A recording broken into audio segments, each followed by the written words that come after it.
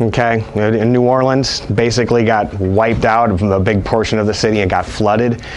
And 3 weeks after I sold my business and I was basically not working, Katrina hit. And within a couple days, a lot of people were coming from New Orleans and having to stay at the convention center here. They lost everything. We happen to own a duplex, a rental property where people pay us to live there, where nobody was there living in it at that moment. So we decided, you know what, these people need help. Maybe we can put a couple of families into there and they can live there for free for a while. We made a couple calls. Long story short, we got a family that had lost everything. Their house had gotten wiped out.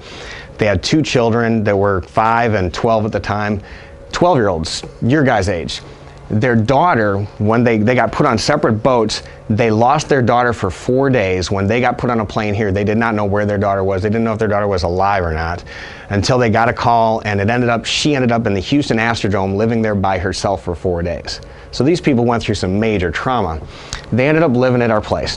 The day after they moved in, we sent an email out to our neighborhood that said, hey, got people that need some help. If you have anything that you can give. You wouldn't believe what happened the next day. People showed up at our house. Reed, where's Reed? Reed, your mom showed up with stuff, and this is 7, 8 years ago now. Food, money, a TV, books, furniture, you name it. And this place got furnished, and they have kitchen items, gift cards for groceries, things like that. I remember talking to Milton, the father, that day, and he was crying, and he said, how did he say it? I'm richer today than I've ever been in my life. So that was pretty cool. What happened was we moved him in there, not expecting to get any rent. We figured we're going to lose some money, but let's let some people have a place to stay. About 4 months later, we got a call from the city of Austin, somebody that worked there that said, we understand you have people living here that are from New Orleans. We say, I thought I was in trouble. They said, did you know that we'll actually pay that rent? And we'll actually pay you more than what you guys would have normally been charging? And I said, no, I had no idea.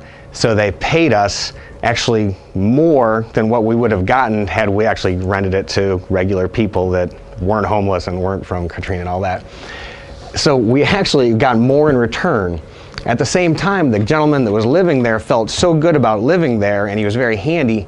He did about, by my guess, is about $4,000 worth of work to that house that he was living in, and would not let me pay him a dime.